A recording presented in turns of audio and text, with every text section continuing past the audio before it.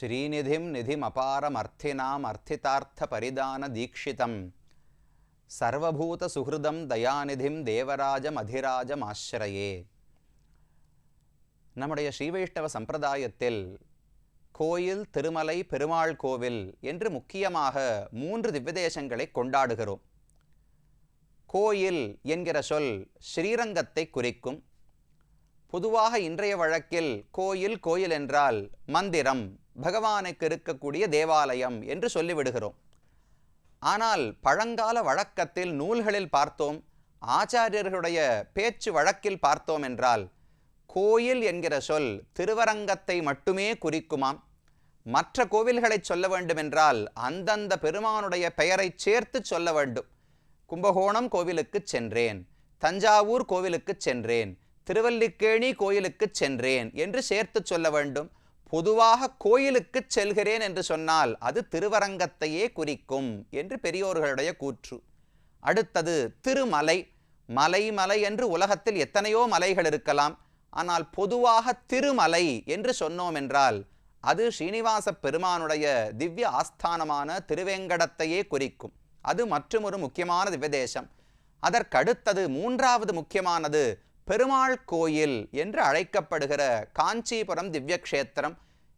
ஸ்ரீரங்கம் கோயில் என்று சொல்லப்படுகிறது. இந்த காஞ்சிபுரம் பெருமாள் கோவில் என்று அழைக்கப்படுகிறது. அந்த காஞ்சிபுரத்தில் பிரம்மாவனுடைய பிரார்த்தனைக்கு இணங்க அவர் செய்த யாகத்தை பூர்த்தி செய்வித்து அவர் ஆசைப்பட்டபடி உலகத்துக்கு நன்மை அளிப்பதற்காக பகவான் வரதராஜனாக, தேவாதிராஜனாக ஹோமகுண்டத்துக்கு நடுவிலேயே தோன்றினார்.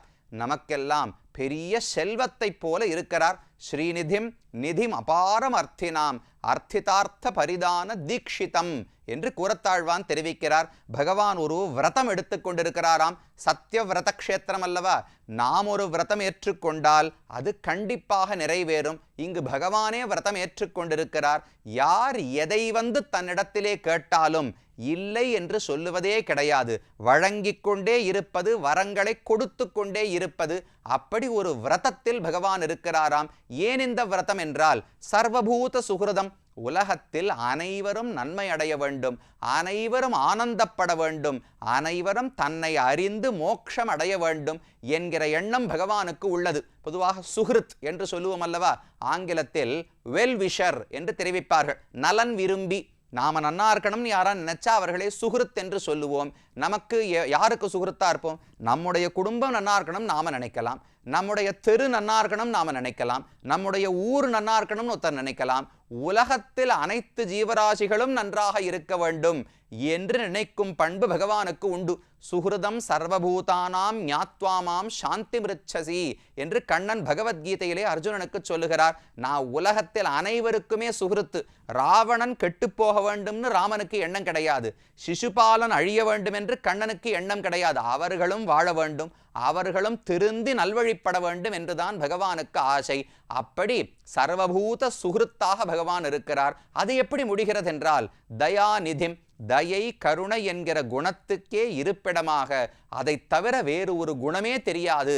பேரருளாளன், மிக அதிகமான அருள், கருணை, அனுகிரகத்தை உடையவர் என்று பகவான் கொண்டாடப்படுகிறார். அந்த வரதராஜ பெருமானை அங்கமாக நிதானமாக அனுபவித்துக் கொண்டு வருகிறோம். கடந்த பகுதியில் அவருடைய கிரீட்டத்தின் அழகு, அவருடைய கண்கள் கூடிய முகத்தினுடைய அழகு, காதுகாப்புகனுடைய அழகு, அவருடைய மார்பில் கௌஸ்துவம் இருக்கிறது, பிராட்டி இருக்கிறாள், முத்து மாலைகள் எல்லாம் வெள்ளையாக இருக்கின்றன. இது அனைத்தினுடைய சேர்த்தி அழகு எப்படி உள்ளது என்பது வரை அனுபவித்தோம். பகவானுடைய திருக்கைகள் ஒரு கற்பக மரம், பாரிஜாத மரத்தினுடைய கிளைகளைப் போல் இருக்கின்றன என்று பெரியோர்கள் கொண்டாடுகிறார்கள். அதற்கடுத்தது கண்ணு திருமார்பு வரைக்கும் வந்தோமா? கைகளினுடைய உள்பகுதியை பார்த்தோம்னா பகவானுக்கு செவப்பா இருக்கும் இல்லையோ? இன்னைக்கு இந்த பெருமானிடத்துல சேவிக்கலாம். கையில சங்க சக்கரங்களை பிடித்து கொண்டிருப்பாரே, அந்த சங்க சக்கரங்களை பார்த்தா செவப்பா மேல பச்சை கற்பூரம், சந்தனம் அனைத்தும் பூசப்பட்டிருக்கும். நமக்கு ஆச்சரியமா இருக்கும், சுவாமி ஆயுதங்களுக்கு யாரா இதெல்லாம் பூசி வைப்பார்களா? ஆயுதம்னா நன்னா எண்ணெய் தடவி பட்டை தீட்டி கூர்மையாகத்தானே வைக்கப்பட்டிருக்க வேண்டும். பச்சைகல் பூரம், சந்தனம், குங்குமப்பூ இதெல்லாம் யாரான சாத்துவார்களான்னா நம்மிடத்தில் அதை பகவான் பிரயோகிக்க வேண்டாமே. நம்மை பொறுத்தவரை சங்க சக்கரங்களும் அவருக்கு ஆபரணங்கள் தான். எப்படி திருமார்பில் இருக்கிற தாயார் அவனுக்கு அழகு சேர்க்கிறாளோ, சங்க சக்கரங்களும் பகவானுக்கு அழகு சேர்க்க போகின்றன. வடிவாய் நின் வலமார்பினில் வாழ்கின்ற மங்கையும் பல்லாண்டு என்று பெரியாழ்வார் பாடினாரா? வடிவார சோதி வலத்துறையும் சுடராழியும் பல்லாண்டு, கூட அழகாக இருக்கக்கூடிய சுதர்சனாழ்வார் பல்லாண்டுன்னு பாடுகிறார். அப்ப சங்க சக்கரங்களும் அழகு சேர்க்கின்றன. அந்த கையிலெல்லாம் பகவானுடைய கை சேவிச்சா சிவப்பாக இருக்கும். அது ஏன் சிவந்திருக்கிறதுன்னு கூறத்தாழ்வான் பகவானை பார்த்து கேள்வி கேட்கிறார். அவருக்கு பதில் தெரியல. 2-3 வழிகளை சொல்லி, ஒருவேளை இதனால சிவந்திருக்கோ இல்லை இதனால சிவந்திருக்கிறதோ என்று கேட்கிறார். ரிங்காதா விரஜ சதனாங்கனேஷு கிம்தே கோயஷ்டி கிரகண வசான்னு கோபகோஷ்டியாம் ஆலம்பாத் ஹயநய சூத்திர தோத்ரயோர்வா பாணீனாம் வரத தவ அருணத்துவம் ஆசீத்து.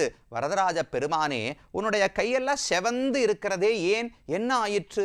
பொதுவாக ஒரு குழந்தைக்கு கை செவந்து இருக்குன்னா என்ன சொல்லுவோம்? இதான கெட்டியா பிடிச்சியா, இல்லை தானே அறுத்து விட்டதா, இல்லை தான் நிறைய கையை வச்சு வேலை செஞ்சு பெரிய பாரத்தை தூக்கணும்னா கையெல்லாம் செவந்து போகுமோ இல்லையோ? அதை போல பகவானுடைய மென்மையான கைகள் ஏன் சிவந்திருக்கின்றனன்னு கூறத்தாழ்வான் கேட்கிறார். ரிங்காதா விரஜ சதனாங்கனேஷு கிம்தே.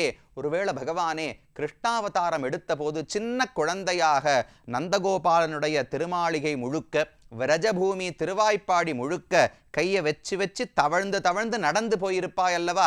அப்படி நடந்து தவழ்ந்து தவழ்ந்து உன் கை சிவந்து போய்விட்டதா? ஏன்னா உடம்பு நல்ல பாரமான உடம்பு. யசோதை கொடுத்த பால், தயிர், வெண்ணெய் எல்லாத்தையும் சாப்பிட்டு வளர்ந்துருப்பாரோ இல்லையோ? அப்பேற்பட்ட உடம்பினுடைய பாரத்தை இந்த கையில வச்சு வச்சுத்தானே பகவான் தவழ்ந்து போயிருக்க வேண்டும். இன்னைக்கும் போகலாம். ரமன் ரேட்டி என்று இடம் இருக்கிறது. போனா இங்குதான் கண்ணன் தவழ்ந்து விளையாடினார். நீங்களும் தவழுங்கோ, நீங்களும் உருளுங்கோ, அந்த மண்ணெல்லாம் உங்க பேர்ல பட்டாத்தான் கண்ணனுடைய அருள் கிடைக்கும் என்று தெரிவிக்கிறார்கள். நாமளும் போகலாம், ஆனந்தமா உருளலாம். கண்ணன் திருவடிப்பட்ட மண்ணு நம் பேரிலும் படும் அல்லவா? அப்படி கைபடப்பட எல்லா இடத்திலும் தவழ்ந்தபடியால சிவந்து விட்டதா? இல்லை. ஒரு 8 வயசு ஆனதற்கு பிறகு மாடு கன்றுகளை மேய்ப்பதற்காக பிருந்தாவனத்துக்கு கண்ணன் போவார் அல்லவா? போகும்போது கையில சாட்டை, ஒரு வலை இதெல்லாம் பிடித்து கொண்டுதான் செல்ல வேண்டும். கோயஷ்டி கிரகண வசான்னு கோபகோஷ்டியாம், மற்ற கோபர்களோடு சேர்ந்து கையில சாட்டையை பிடித்து கொண்டு, கையில ஒரு தடியை பிடித்து கொண்டு மாடு மேய்க்க போனாயே, அந்த தடியை பிடிச்சு பிடிச்சு கை செவந்து போய்விட்டதா? இல்லை. இன்னும் வயதான பிறகு அர்ஜுனனுக்கு சாரதியாக, பார்த்த சாரதியாக ஹய நய சூத்திர தோத்ரயோர்வா கையில சாட்டையும் கடிவாளத்தையும் பிடிச்சு பெரிய தேர் பாகு செய்தானோ இல்லையோ? யுத்தத்தையே தன்னுடைய தேரோட்டும் வல்லமையால பகவான் நடத்தி கொடுத்தாராம். 18 நாள் தேரை ஓட்டி ஓட்டி ஓட்டி கையெல்லாம் சிவந்து போய்விட்டதா? இந்த 3 காரணங்களில் எதுன்னு தெரியவில்லை. உன் கை இப்படி சிவந்திருக்கிறதே என்று கூறத்தாழ்வான் பாடுகிறார். அது பகவானுடைய கைகளையும் சேவித்துக் கொள்ளலாம். அடுத்து அந்த கைகளில் ஒரே ஒரு சந்தேகம் வரும். கிழியே சொல்லியிருந்தேன். ஒரு கையில் அபயஹஸ்தம் வைத்திருக்கிறார், மற்றொரு கையாலே கதையை பிடித்திருக்கிறார், மேல சங்க சக்கரங்கள்னு சொன்னேனோ இல்லையோ? நமக்கு சந்தேகம் வரும், சுவாமி வரதராஜன் தானே அவருக்கு பெயர்.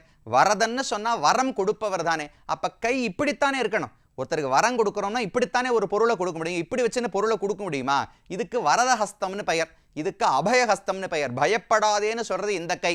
இந்தா வாங்கிக்கொள், என்ன வேணுமோ கொடுக்கிறேன் என்று சொல்வது இப்படித்தானே வைத்துக் கொண்டிருக்க வேண்டும். இவருக்கு வரதஹஸ்தமே இல்லையே, இவரை எப்படி வரதராஜன் என்று ஒப்புக்கொள்ள முடியும் என்று ஒரு சந்தேகம் வருமோ இல்லையோ?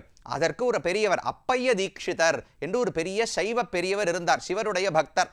அவர் ஒரு ஸ்லோகம், இந்த வரதராஜ பெருமானை பற்றி அவர் ஒரு பெரிய ஸ்தோத்திரத்தை இயற்றி இருக்கிறார். அதுல ஒரு ஸ்லோகத்துல தெரிவிக்கிறார், நாமைவதே வரத வாஞ்சித தாத்ருபாவம் வியாக்கியாத்யதோ ந வகசே வரதான முத்ராம். பகவானை பார்த்து சொல்றார், அப்படி ஒன்றும் தேவை கிடையாது. உனக்கு வரதன்னு பெயர் ஏற்பட்டு விட்டதோ இல்லையோ? உலகத்துக்கே தெரிந்து விட்டது. நீ கொடுப்பவன் கொடுப்பவன் கொடுப்பவன், யார் எதை கேட்டாலும் கொடுக்கும் வரதன் என்று பெயரே காட்டி கொடுத்து விடுகிறதோ இல்லையோ?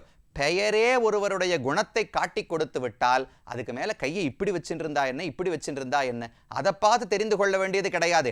ஒருவரை பத்தி நமக்கு ஒண்ணுமே தெரியாதுன்னு வச்சுப்போமே, அப்ப அவரை போய் பார்க்கும்போது கையை இப்படி வச்சுருந்தா பயப்பட வேண்டாம்னு சொல்றார், இப்படி வச்சுருந்தா வரம் கொடுக்கிறார்னு தெரிஞ்சுக்கணும்னு சொல்லலாம்.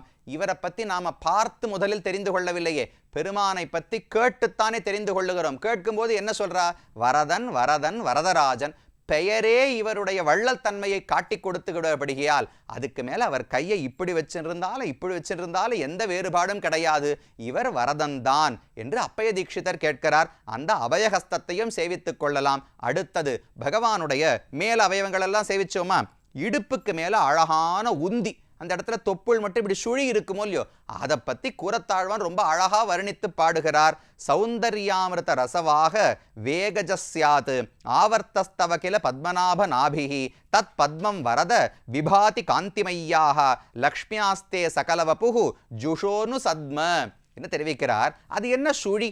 எல்லாருக்கும் இருக்குது, எல்லாருக்கும் வயத்துல சுழி தொப்புள் சுழி இருக்குமோ இல்லையோ, அதை பார்த்த உடனே கூரத்தாழ்வானுக்கு புதுசா ஒரு கற்பனை எண்ணம் ஏற்படுகிறது. அவர் என்ன சொல்றார், பொதுவா ஒரு நதி இருக்குன்னு வச்சுங்களேன், நதியில அங்கங்க சுழிகள் ஏற்படுமோ இல்லையோ, வேர்ல் பூல் அப்படின்னு ஆங்கிலத்துல சொல்லுவாளே, அதை போல சின்ன சின்ன சுழிகள் வரும். சுழி ஏன் வருது?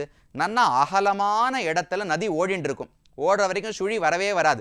அப்படி அகலமாக வந்த நதி திடீரென்று குறுகிய ஒரு பகுதியை அடைகிறதுன்னு வச்சுக்கோங்க, அப்போ அந்த தண்ணீரெல்லாம் வேகமாக வந்து ஒன்னோட ஒன்று முட்டுமா, அப்படி குறுகிற இடத்துல தான் சட்டுன்னு ஒரு நீர்ச்சுழி உண்டாகிவிடும். அதை போல இங்கே பகவானுடைய திருமேனியில் எதற்கு சுழி உண்டாயிற்றுன்னா, இங்கேயும் ஒரு நதி ஓடுறது, சௌந்தர்யம் அழகு என்கிற ஒரு நதியாம். பகவானுடைய திருமேனி முழுக்க அழகு இருக்கிறது, அந்த அழகு நதி போல மேலிருந்து கீழ் நோக்கி ஓடி வருகிறது.